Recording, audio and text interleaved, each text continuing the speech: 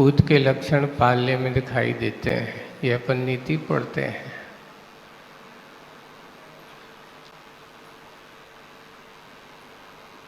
आचार्य सिंह से एक बार इस संदर्भ में चर्चा हुई। पालने का अर्थ क्या है? तो उन्होंने कहा दो, एक होता पालना, है ना, और एक होते हैं जो पालनहारे हैं,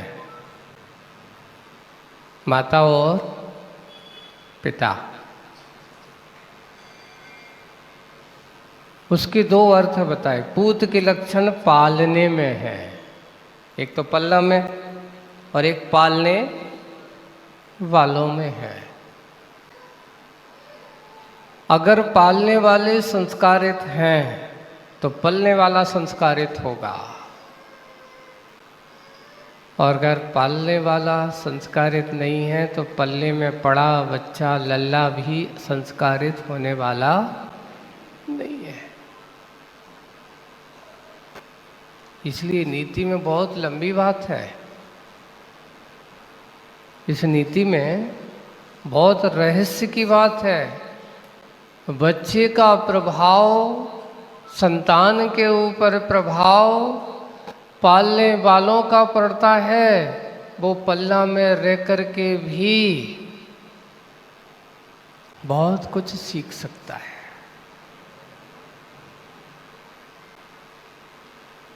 कैसे? आज आचार्य सिंह की अच्छी बात बताते। अभी महाराज ने, तिलक जी ने बहुत अच्छी कही कि जो मध्य की संतान होते बहुत चतुर होते हैं। आपको दिखाऊं, अभी हम बैठे बैठे यही चिंतन कर रहे थे, निराग सागर जी को बताया कि अपनी पूरी आचार्य परंपरा देखी जाए तो सारे के सारे द्वितीय पुत्रों से ही चली आ रही है। आचार्य शांति सागर जी महाराज से लेते अपन, तो आचार्य शांति सागर जी महाराज भी द्वितीय पुत्र थे। आचार्य वीर सागर जी महाराज भी द्वितीय पुत्र थे, है ना। उसके बाद फिर आचार्य शिव सागर जी महाराज का नंबर आए तो वो भी द्वितीय पुत्र थे। फिर आचार्य ज्ञान सागर जी महाराज की बात आई तो वो भी द्वितीय पुत्र थे। और फिर आचार्य विद्यासागर जी की बात आई तो वो भी द्वितीय पुत्र थे। और ये प्रसंग चला था कुंडलपुर में, हम लोग बैठे और आचार्य सिंह से एक बार ऐसे ही संदर्भ में चर्चा हुई तो आचार्य सिंह के सामने ये कहा कि आचार्य महाराज पूरी की पूरी आचार्य परंपरा द्वितीय पुत्रों से चल रही है, जो अद्वितीय श्रवण परंपरा है।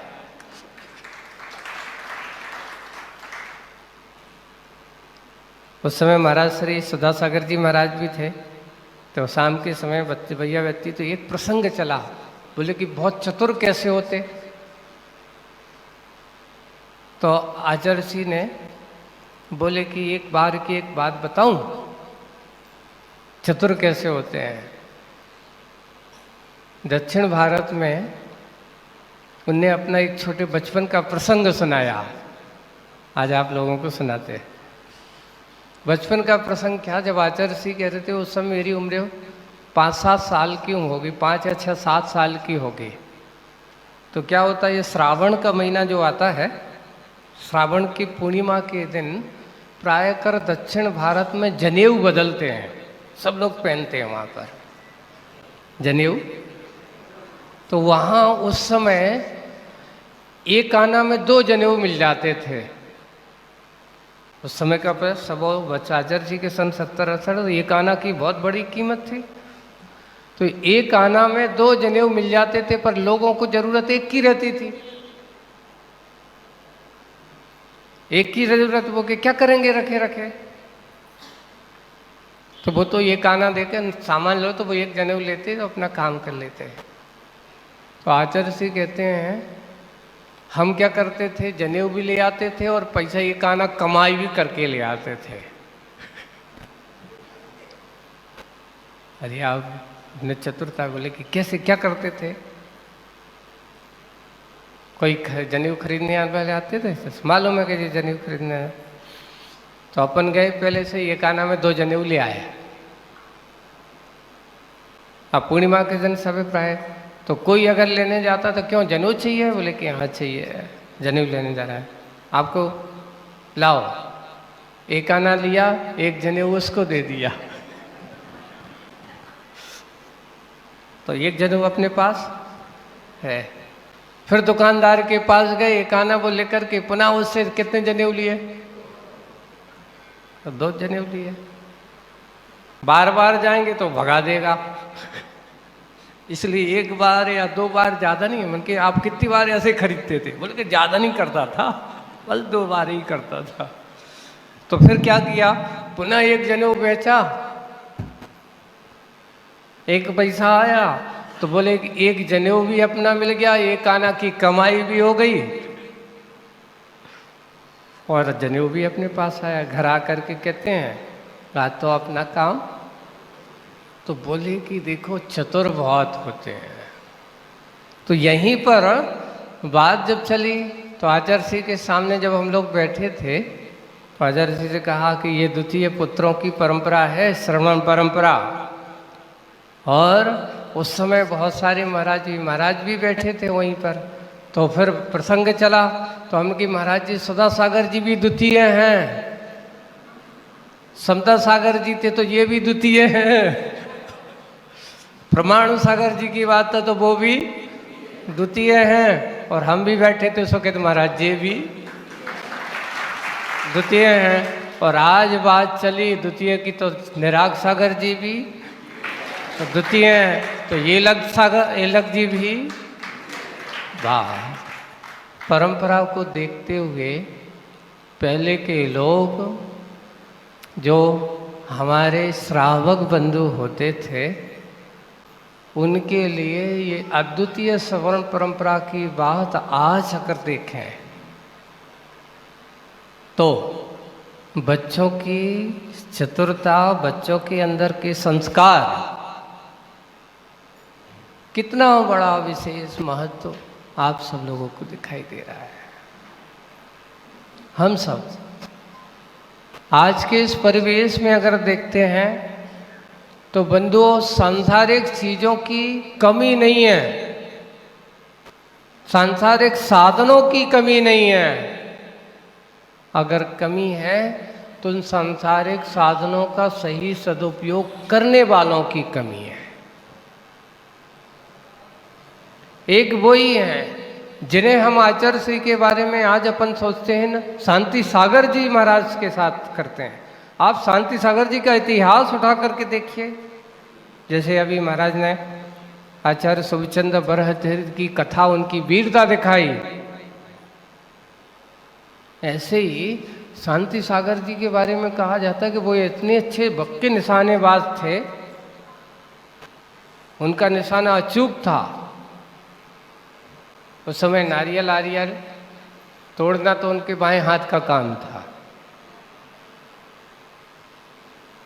पेड़ों से एक निशान लगा करके नारियल गिरा लेते थे। बलिष्ठ भी बहुत थे। शक्ति कुश्ती वगैरह जो होती थी उस समय, तो कहा जाता था कि उस एरिया में उन जैसी कुश्ती खेलने वाला कोई दूसरा नहीं था। तो ये हमारे आचार्यों की परंपरा अगर अपन देखें तो बहुत बड़े महान आचार्यों की विशेषताओं से भरी हुई है। ऐसे हम सब बहुत अच्छा ये सहयोग बन रहा है और अवसर मिल रहा है, तो आप सब लोगों को भी ये सोचना चाहिए कि वर्तमान में आपको अगर सो अवसर मिला है तो इस अवसर का लाभ लो। क्यों? अगर अब चूक गए तो ना जाने फिर कब मौका मिलेगा। पल का भरोसा है नहीं है तो कल की चिंता मत करो। एक और बहुत अच्छी नीति की बात आती है, लिखा था अक्ल वाले कल की बात नहीं करते, आज की सोचा करते हैं। और बिना अक्ल वाले जो होते हैं आज नहीं कल करेंगे, आज नहीं कल करेंगे। अरे भाई, कल की चिंता करने वाला किसने देखा? क्या तुमने काल को जीत लिया?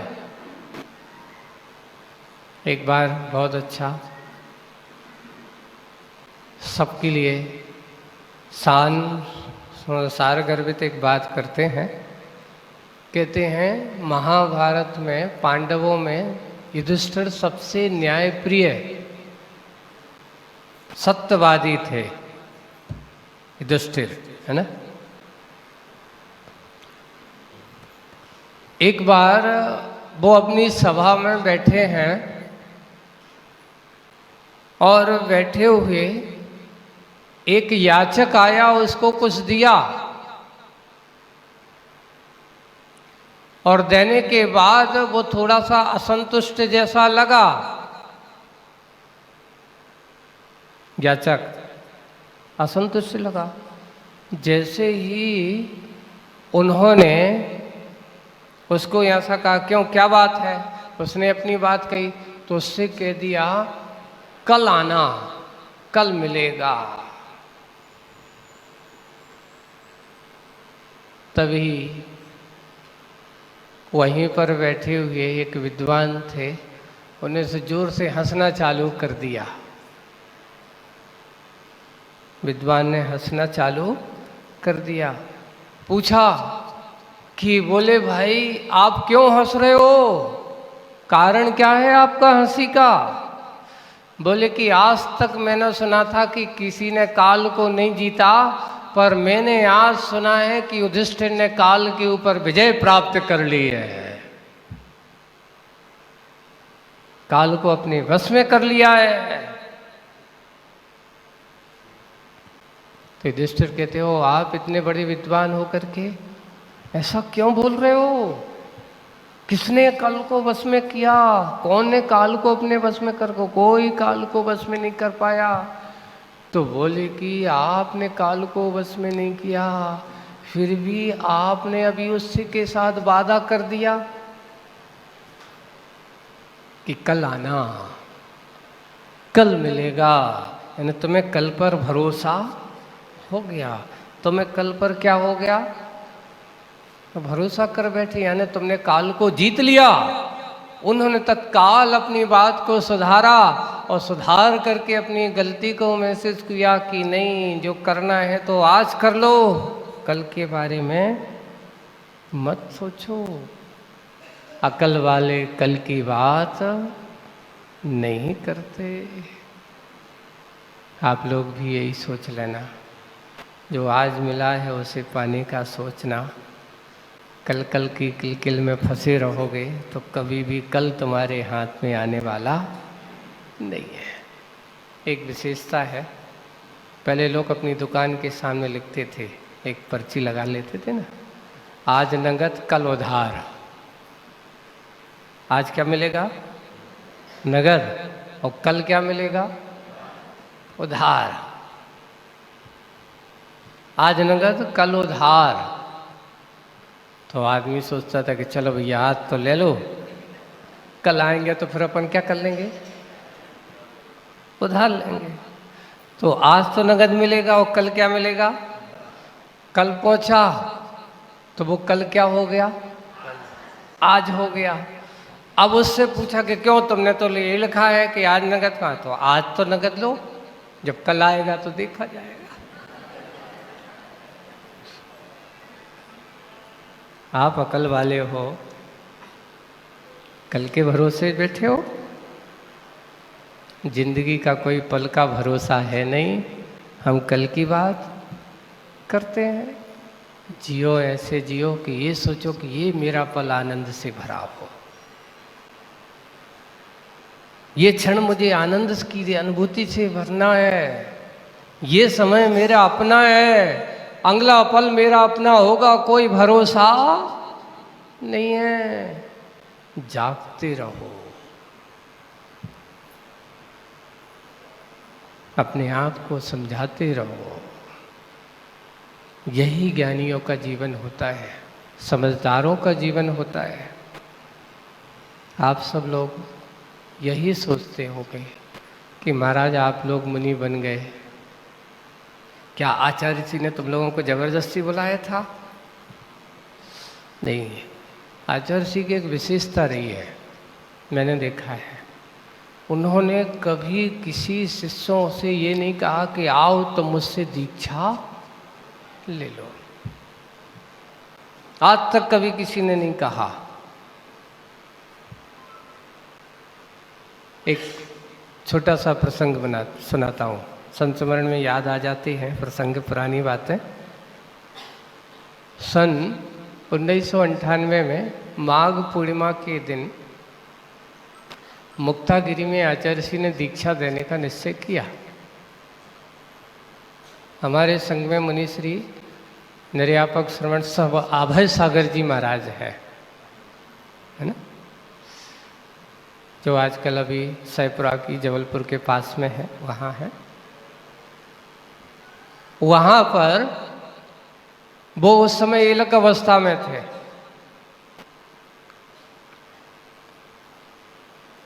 हम लोगों ने कहा महाराज जी आप भी इतने साल हो गए, बहुत लोगों ने कहा, तो महाराज कहते मैंने तो आज तक कभी मना किया ही नहीं। अब आचार्य जी कह रहे हैं कि इसने कभी निवेदन किया नहीं, और महाराज कहते कि हमने कभी मना किया नहीं, कि दीक्षा मुझे मुनि दीक्षा नहीं लेना, मैंने कभी मना नहीं किया। जैसे गुरु जी ने एलक दी थी, मैंने तो उनको सब कुछ समर्पित कर दिया है, अब उनको जब चाहे जो बनाना है वो करें। पर आचार्य जी की ये बात है, समर्पण तुमने किया है, पर समर्पण के साथ साथ जब तक तुम्हारे मन की अपनी मनोभावना तुम प्रकट नहीं करोगे तब तक मैं कैसे, यानी साथ में रहने वालों से कभी ये नहीं कहा कि तुझे मुनि दीक्षा आज लेना है। महाराज श्री ऐसी चर्चा की तो शाम को गए तो आचार्य श्री वो भी बैठे थे, तो इसने आज तक मुझसे कभी कहा नहीं कि मुझे मुनि दीक्षा देना चाहिए है। तो वो भी कहते महाराज मैं क्यों कहूँ, मैंने जब आपको सब कुछ सौंप दिया है, अब आपके हाथ में सब कुछ है, आप जो चाहो वो करो। बोले कि ऐसा नहीं होता अभय सागर जी, फिर भी भावनाओं को तो समर्पित करना ही पड़ता है। बोले कि आप तो मेरे पास लिए समर्पित है भगवान, आप जब चाहो मैं आपकी आज्ञा को सिरोधार्य करता हूँ।